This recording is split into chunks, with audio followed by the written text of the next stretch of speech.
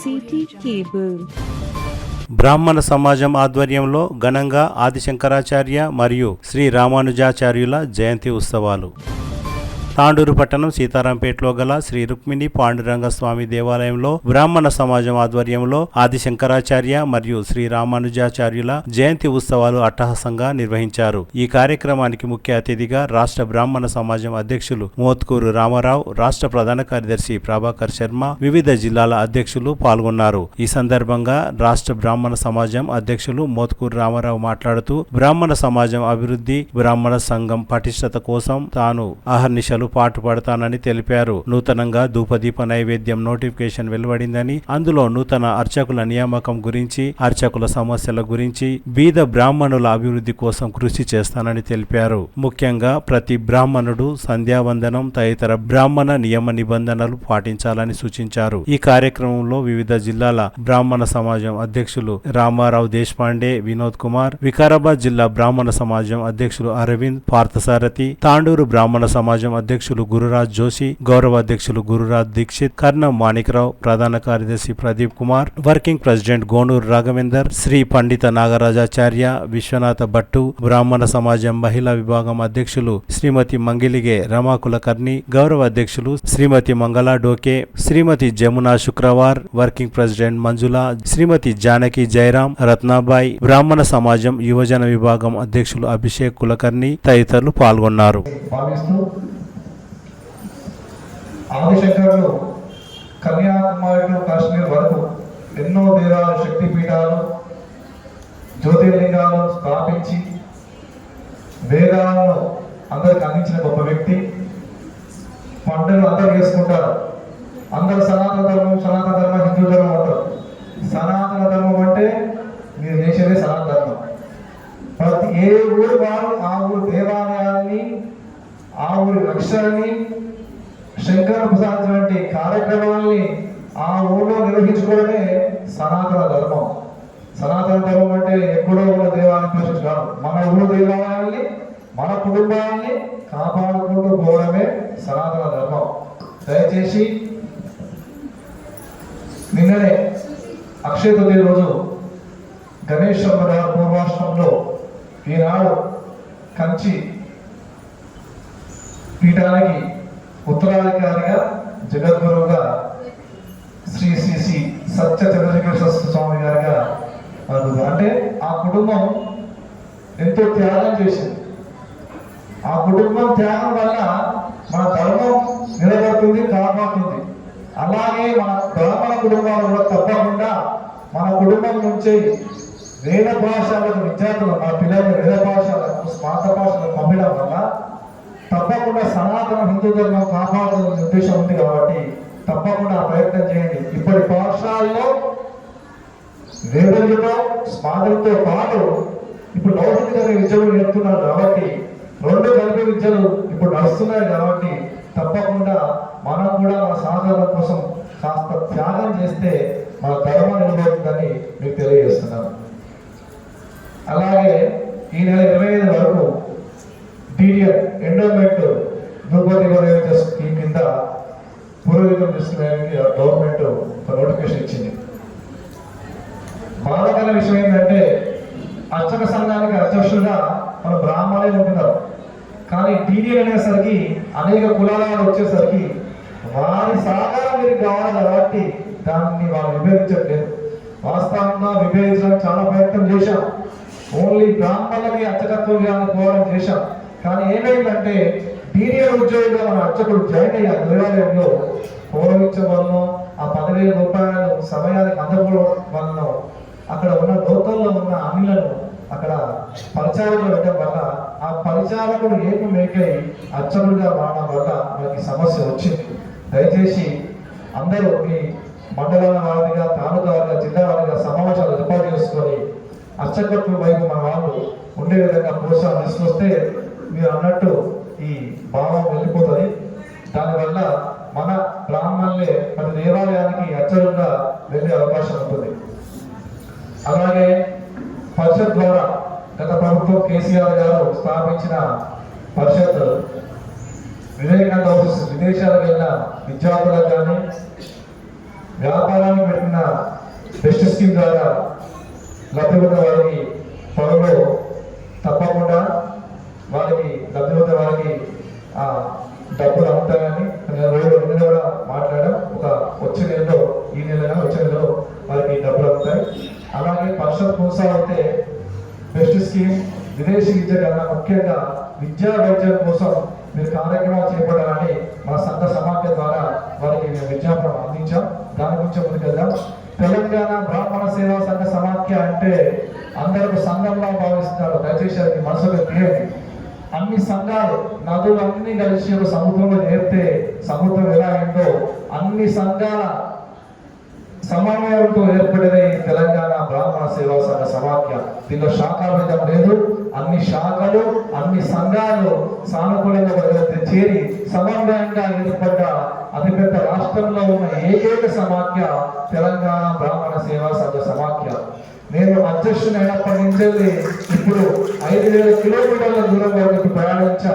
ఇప్పుడు వచ్చింది ఎందుకంటే శంకరులు సనాతనం హిందుత్వం నుంచి మనకు దశ నిర్దేశం చేసిన వ్యక్తి, ఆ గొప్ప వ్యక్తి కార్యక్రమానికి రావడం ఆహ్వానించేందుకు గుర్రాజు గారికి ధన్యవాదాలు చేస్తూ, ఇది ఒక వైదిక కార్యక్రమానికి వచ్చాను తప్పించి నేను అధ్యక్షుడు హోదాలో అందుకనే నేను మీ అందరికీ చాలా చిన్నవాళ్ళని మీ కుమారుని హోదాలో అధ్యక్షుడు హోదాలో మాట్లాడుతున్నాను తప్పించి వేరే ఉద్దేశం లేదు. తప్పకుండా వికారాబాద్ జిల్లా పర్యటనకు ఈ నెల వస్తున్నాను. మా అందరం తప్పకుండా సమానంతో ఈ నెలలో తెలంగాణ బ్రాహ్మణ సేవా సంఘ సమాఖ్య పక్షాన 1116లో ఉన్న సభ్యత్వ రుసుము 40% రాష్ట్రానికి వస్తుంది. రాష్ట్రానికి నా వద్దు 2 నెలలు సభ్యత్వం ఇలా పెట్టి 650 రూపాయలకి సభ్యత్వం ఇస్తున్నాను. కాబట్టి తప్పకుండా సభ్యత్వం తీసుకోమని నా స్వార్థం కాదు. సభ్యత్వం ఎందుకు ఉండాలంటే ఇప్పటి వరకు దేవాలయాలు కానీ హిందుత్వాన్ని కాపాడేది అమీలకు ఇతర వస్తువులకు అర్థం కాలేదు. ఇప్పుడు అర్థమైంది. ఈ సనాతనాన్ని హిందుత్వాన్ని కాపాడే ఏకైక వ్యక్తి బ్రాహ్మణుడు అనే ఉద్దేశం వాళ్ళకి తెలిసింది. కాబట్టి మన మీద దాడులు మనల్ని అవమానించే విధంగా వాళ్ళు చర్యలు కూడుకుంటారు. ఆ చర్యలను తిప్పుకొట్టాలంటే మనం అందరం మమేకమై ఏకమై సమిష్టిగా ఉంటే మన పురసంఘం పక్షాన మనం నిలబడుతున్నామనే ఉద్దేశం వాళ్ళకు ఉంటే వాళ్ళు భయం ఏర్పడుతుంది. కాబట్టి తప్పకుండా సభ్యత్వాలు తీసుకోండి. ఏ చిన్న కార్యక్రమం, ఏ గ్రామానికి చిన్న అవసరం పడ్డా, ఏ గ్రామం చిన్న మా నుండి సహకారం కావాలన్నా మేము ముందుగా తప్పకుండా అందరం ముందుకు వస్తాం. నేను రాకుండా నాకు వేరే జిల్లాలో ఉన్నా, నాకు ఈ రాష్ట్రంలో కరీంనగర్, వరంగల్ శంకర జయంతి, రామానుజ జయంతి 2 కూడా కలిసి వచ్చినాయి. అద్వైతము, విశిష్ట అద్వైతము అంతే కదా. అవి 2 మరి మనం ఇక్కడ ఇస్లాంలో జరుపుకుంటున్నాం. శంకర భాగవతం చెప్పడం చాలా గొప్ప విషయం. ఎందుకంటే వారి గురించి ఏం చెప్పి తగ్గని వారు రచించినటువంటి గ్రంథాలు కావచ్చు, వారు చూపిన మార్గాలు కావచ్చు మనకు ఆదర్శప్రాయం. మనం అందరం కూడా వారి యొక్క అడుగుజాడలు నడిస్తే నిజంగా మనం బాగుపడతామని తెలియజేస్తూ, ఇకపోతే సంఘ విషయానికి వస్తే ముందుగా అమ్మలకు ఒక విజ్ఞప్తి. మీరు కుటుంబంలో మీరు పిల్లలకి సాంప్రదాయాలు నేర్పితేనే ముందుకు పోతారు. ఇది వాస్తవమైన పరిస్థితి. ఈ మధ్యకాలంలో బొట్లుంటలు ఆడపిల్లలకు, గాలుంటలు, దయచేసి అది మార్చాల్సిన బాధ్యత మీ మీదే ఉంది. అదొక్కటి విజ్ఞప్తి నాకు. ఎందుకంటే ఖచ్చితంగా బ్రాహ్మణుడు అంటే ఆదర్శంగా ఉండాలంటే ముందు మన యొక్క తిలకం. కాబట్టి పిల్లలకి, ఆడపిల్లలు కానీ మగపిల్లలు కానీ అది నేర్పాల్సిందిగా మీకు ఒక విజ్ఞప్తి. ఖచ్చితంగా మీరు అన్నగా చెప్పినారు, ఉపనయనం చేస్తాను కానీ సంధ్యావందనం చేయం. సంధ్యావందనం చేసిన కొంతమందికి ప్రవరణ తెలియదు, గోత్రం తెలుస్తారు కానీ ప్రవరణ తెలియదు. కొంతమంది పంచప్రవరణ ఉంటాయి, కొంతమంది త్రిప్రవరణ ఉంటాయి, కొంతమంది సప్తప్రవరణ ఉంటాయి, కొంత నవప్రవరణ ఉంటాయి. కాబట్టి ఒక్కొక్క గోత్రానికి ఉన్న ప్రవరణను కూడా మనం చెప్పే వాళ్ళకి తెలుస్తుంది. కాబట్టి అదొక విజ్ఞప్తి చేస్తూ ఉన్నాను. బ్రాహ్మణత్వం మన దగ్గర నుంచి పొడగొట్టుకుంటే మళ్ళీ తిరిగి పొందలేదు. అన్నగా ఇప్పుడు చెప్తారు, మా దగ్గర జహీరాబాద్ ప్రాంతం పక్కకి బద్దిపూర్ ఆశ్రమం ఉంది. బద్దిపూర్ ఆశ్రమంలో అబ్రాహ్మణులకి మొత్తం వేయడం చెప్తాను. అందులో చెప్పిన కూడా అవన్నీ ఉంటాయి. వారు ఈరోజు సంధ్యావందనం చేస్తా ఉన్నారు, గాయత్రి జపం చేస్తా ఉన్నారు, పూజలు చేస్తా ఉన్నారు, హోమాలు చేస్తా ఉన్నారు. అందులో అన్ని కులాలు చెప్పిన కులాలు అన్ని కూడా అందులో ఉన్నాయి. మేము ప్రత్యక్షంగా పోయినాం కూడా, మన అమరావతి కథ పోయినాం. కాబట్టి అదొకటి విజ్ఞప్తి చేస్తూ, ఇంకోటి మీరు కూడా అంటే మనం అందరం కూడా మారాల్సింది ఏంటంటే పౌరులతో చేసే వాళ్ళని ప్రేరిస్తలేదు. ఇది ప్రధాన సమస్యగా మారింది. నిజంగా ఇది కొంచెం మనం అందరం ఆలోచించాలి. పౌరులతో చేసే వాళ్ళని పిల్లలిస్తే తప్పే ఉంది. మనం అందరం కూడా ఏమనుకుంటున్నాం, ఆఫీసర్ టీచర్ కావాలి, లేకపోతే ఇంజనీర్ కావాలి, డాక్టర్ కావాలి, లేదా సాఫ్ట్వేర్ కావాలి. అందరికంటే శ్రేష్టమైన వృత్తి మన పౌరత్వం. అందులో ప్రశాంతంగా సంపాదించుకుంటాడు, ₹1 ఖర్చు లేకుండా మేధస్సు, వాక్చాతుర్యం రెండు ఉండే మనకు పండితత్వం ఉండే కానుమకి డబ్బులు ఇచ్చి సేవ చేసే లక్షణం మన దగ్గర ఉంది. కాబట్టి దయచేసి మా జిల్లాలో అయితే చాలా ఉంది, పెళ్లి కానీ పిల్లలు చాలా మంది ఉంటారు. కాబట్టి మేము మొదలనే మా కార్యాలయంలో మేము ఏర్పాటు చేసుకున్నాం. మేము ఏమనుకున్నామంటే ఒక సామూహిక వివాహ పరిచయం ఏర్పాటు చేసి ఎట్లుంటుందో ఒక ఆలోచన చేసినాం. మీరు పిల్లలు పెళ్లి కానీ చాలా మంది ఉన్నారు. కాబట్టి అట్లా మీ ఈ ద్రౌపది నైవేద్యంతో నోటిఫికేషన్ పడ్డది, చాలా సంతోషకరం. దానికంటే మొదలు ప్రతి బ్రాహ్మణుడు కూడా ఇన్కమ్ సర్టిఫికేట్, కుల ధృవీకరణ పత్రాలు మొదలు తీసుకోవాలి. అవి తీసుకున్న తర్వాతనే మనం దానికి అప్లై చేసుకుంటే బాగుంటుంది. దానికి వివిధ జిల్లా అధ్యక్ష కార్యదర్శులు ప్రత్యేకంగా వాటిని పర్యవేక్షిస్తారు. వారికి ఇంకా ఏదైనా అర్థం కాని వ్యవహారంలో కూడా రాష్ట్రం కూడా తగు విధంగా సహకరిస్తారు. అలాగే సమిష్టిగా ఉన్నప్పుడే సంఘం అనబడుతుంది. ఎవరికి ఏదైనా చిన్న చిన్న భేదాభిప్రాయాలు ఏదైనా రావచ్చు, ఏదైనా ఉండవచ్చు. కానీ సంఘంలోకి వచ్చినప్పుడు అవన్నీ పక్కకు పెట్టి మనం సమిష్టిగా ఉండడమే మన యొక్క ప్రధాన కర్తవ్యం.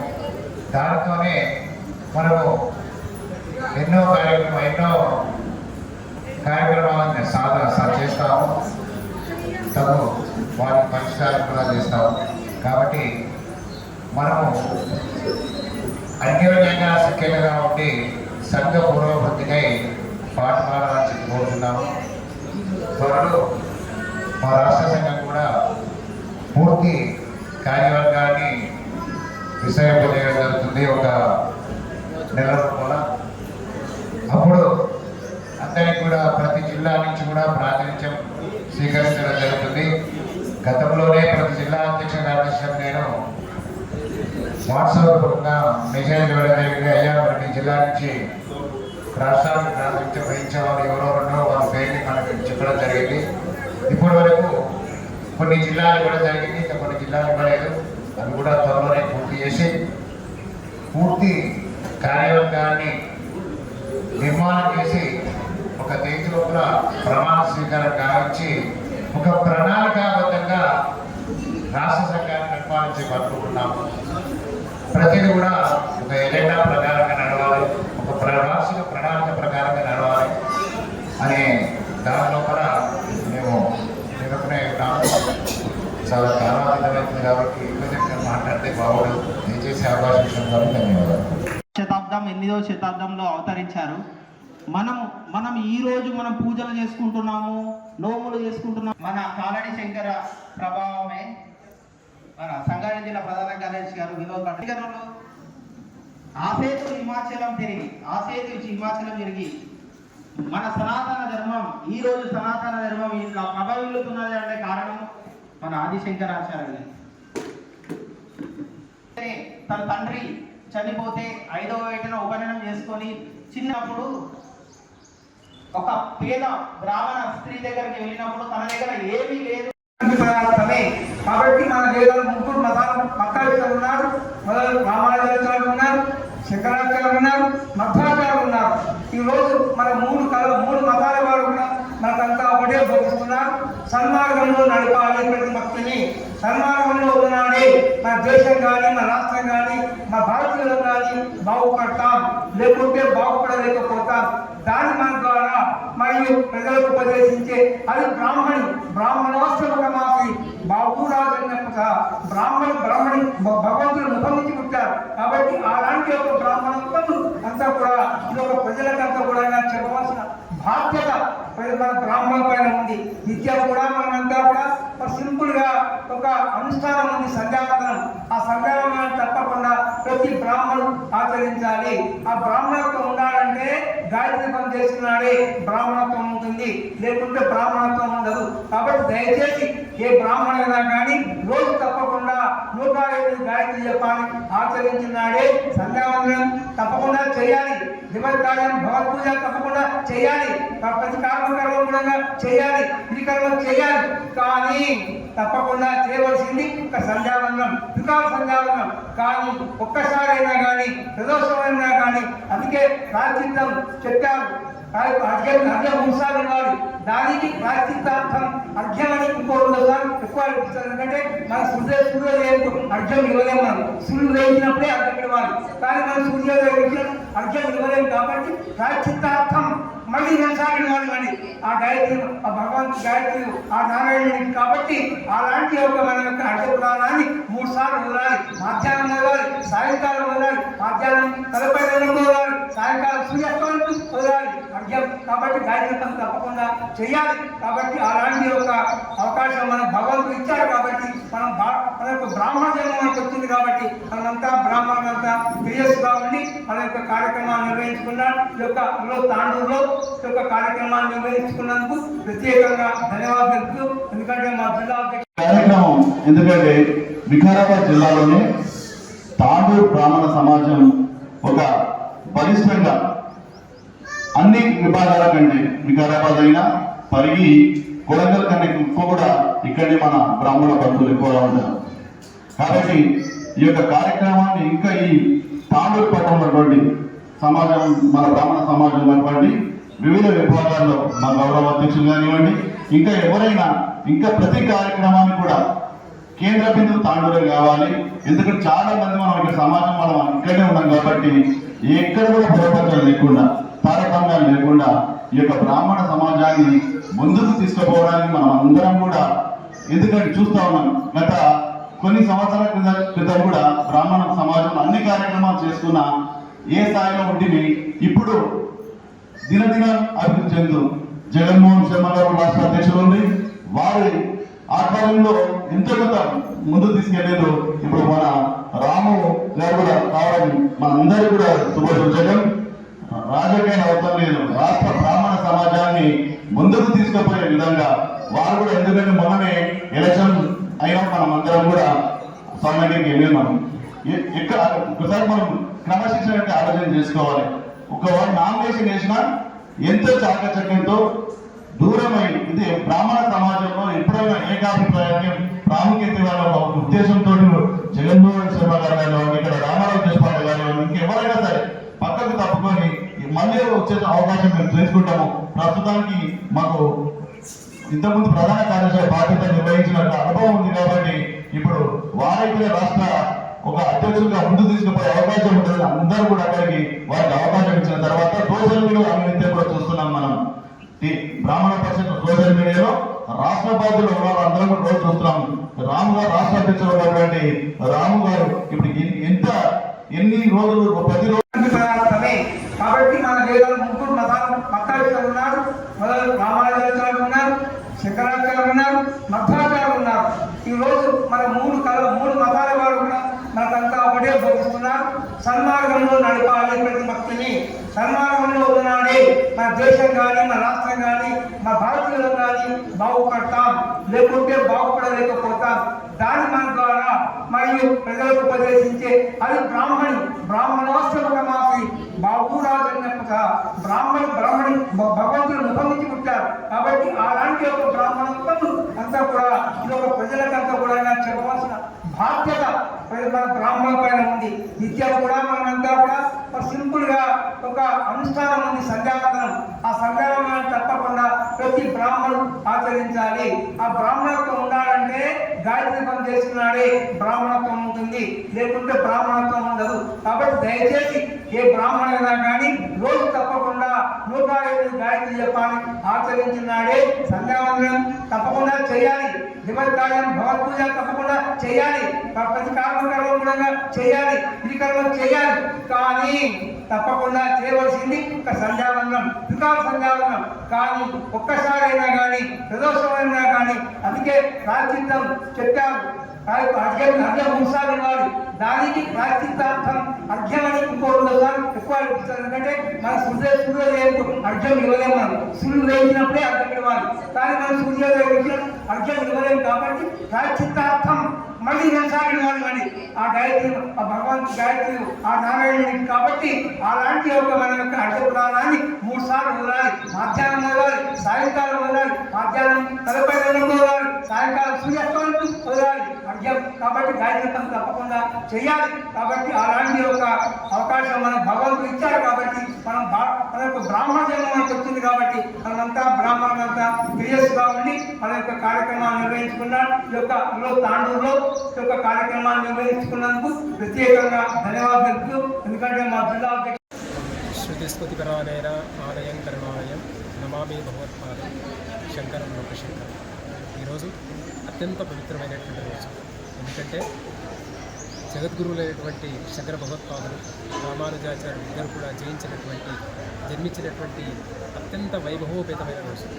ఈ యొక్క అద్భుతమైన రోజును బ్రాహ్మణ సమాజం తాండూరు శాఖ అధ్యక్షులు, ప్రధాన కార్యదర్శి, ఇతర యొక్క కార్యవర్గ యొక్క నేతృత్వంలో దాదాపు 250 మంది కుటుంబాల యొక్క బ్రాహ్మణ బంధువుల యొక్క కుటుంబాల సమక్షంలో ఈరోజు ఈ కార్యక్రమాన్ని అత్యంత వైభవోపేతంగా ఈ దేవాలయ సన్నిధిలో చేయడం జరిగింది. ఉదయం నుంచి కూడా ఉదయం ప్రాతకాలంలో వేదపారాయణం, తర్వాత గోపూజ, తర్వాత రుద్రాభిషేకం, తర్వాత పితృస్వాకారాలు చేయడం జరిగింది. ఇవన్నీ ప్రధానమైనటువంటి ముఖ్య ఉద్దేశం ఏమిటి అంటే ఈ ప్రపంచంలో కేవలం సనాతన ధర్మం మాత్రమే ప్రపంచాన్ని శాంతియుతంగా ఉంచగలుగుతుంది. ఏ ధర్మం కోసమైతే శంకర భగవత్పాదులు తన 32 సంవత్సరాల జీవిత కాలంలో 272 గ్రంథాలు రచించి సనాతన ధర్మం కోసం ప్రతిష్టాపన కోసం ఎన్నో వ్యయప్రయాసాలు వదిలించి ప్రతిష్టాపన చేయడం జరిగింది. ఈరోజు ఆ కాలంలో ఎటువంటి పరిస్థితులు ఉన్నాయో అటువంటి పరిస్థితులే ఈరోజు దేశంలో నెలకొని ఉన్నాయి. ఎక్కడ చూసినా హైందవ ధర్మం పట్ల, సనాతన ధర్మం పట్ల దాడులు ప్రత్యక్షంగా పరోక్షంగా జరుగుతున్నాయి. ఈరోజు సనాతన ధర్మం ఒక్కటే ఈ ప్రపంచంలో ప్రతిష్టాపన కాకపోతే సమస్తమైనటువంటి విశ్వమంతా కూడా నాశనమైపోతుంది. ఎందుకంటే సర్వే జనా సుఖినో భవంతు, సర్వే సంతు నిరామయ, సర్వే భద్రాన్ని పశ్యంతు, మా కశ్చిత్ దుఃఖమాగమే. ఇది సనాతన ధర్మం యొక్క ముఖ్యమైన ఉద్దేశం. ప్రతి వ్యక్తి కూడా భగవంతుతో సమానం. ఇది అద్వైత భావన. ప్రతి వ్యక్తిలో కూడా భగవంతుని చూసేటటువంటి తత్వం ఈ హైందవ తత్వం, ఈ సనాతన తత్వం, హిందూ తత్వం, భారతీయ తత్వం. కానీ మా మతం మాత్రమే ఉండాలి, మా ధర్మం మాత్రమే ఉండాలి, మా యొక్క వ్యక్తిత్వం మాత్రమే ఉండాలని చూసేటటువంటి కోనా వ్యక్తులకు వ్యతిరేకంగా పోరాడాలంటే సనాతన ధర్మం ప్రతిష్టాపన కావాలి. అందుకొరకే ఈరోజు ఉదయం జరిగినటువంటి రుద్రస్వాకార హోమంలో పురోహితులు ప్రత్యక్షంగా మనకు ఈ విధమైన సంకేతాలు ఇచ్చారు. ఆ రోజు సంకల్పంలో కూడా ఈ దేశంలో ఉన్నటువంటి దేశ సైనిక శక్తి ఉద్భుతం కావాలి, ఉదాత్తమం కావాలి, శక్తివంతంగా కావాలి. శత్రువుల పట్ల ఒక్కసారి గుండెల్లో రైలు పరిగెత్తే విధంగా అమ్మా ఓ దేవీ శక్తి, ఆ శక్తిని సైనికులకు ప్రసాదించు అని చెప్పి రుద్రస్వాకార హోమం చేయడం జరిగింది. బ్రాహ్మణులు ఎప్పుడు కూడా సమాజం యొక్క ఉద్ధరణ కోసం ప్రయత్నం చేస్తారు. ఏ నిస్వార్థంగా జీవించేటటువంటి జీవి గోవు అయితే నిస్వార్థంగా జీవించేటటువంటి ప్రాణి బ్రాహ్మణుడు. ఈరోజు ఎలాంటి లాభాపేక్ష లేకుండా ఈ దేశం సుభిక్షంగా ఉండాలి, ఈ దేశంలో ఉన్న ప్రజలు సుభిక్షంగా ఉండాలి, అంతేకాకుండా ప్రపంచం సుభిక్షంగా ఉండాలి అని చెప్తూ ఆ శంకరుడికి ఉదయం నుంచి కూడా మహాన్యాస కొరకు రుద్రాభిషేకం, తర్వాత రుద్రస్వాకారం చేయడం జరిగింది. కాబట్టి మేమంతా కూడా ఈ సమాజానికి బ్రాహ్మణ సమాజ పక్షాన ఒకటే విజ్ఞప్తి చేస్తున్నాం. మనమంతా కూడా సనాతన ధర్మాన్ని ప్రతిష్టాపన చేసేందుకు శంకర భగవత్పాదుల యొక్క మూల సిద్ధాంతాలని మళ్ళీ తిరిగి ప్రచారం చేయాల్సిన అవసరం ఉన్నది ఈరోజు. ఎందుకంటే మనమంతా కూడా ఒక శంకరాచార్యులుగా మారాల్సిన అవసరం ఉన్నది. కాబట్టి ఈ విధంగా మనమందరం కూడా సన్నిధులమై మరి కంకణబద్ధులై ఈ దేశంలో మళ్ళీ సనాతన ధర్మాన్ని ప్రతిష్టాపన చేసి ఏ ధర్మం కోసం విఘాతం కలిగిస్తున్నారో మన గొడ్డలు పెట్టుగా మనం జవాబు ఇవ్వాలని చెప్పి కోరుకుంటూ అందరూ కూడా లోకా సమస్త సుఖినో భవంతు స్వస్తి.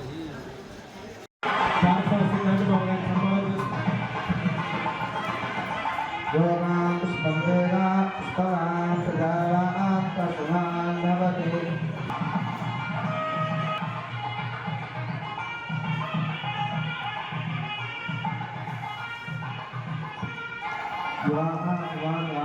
సంఘటన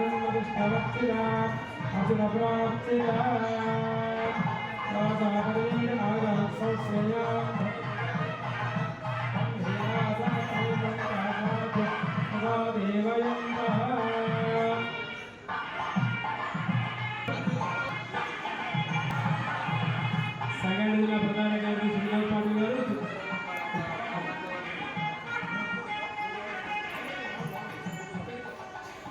చంద్ర ప్రకాశ్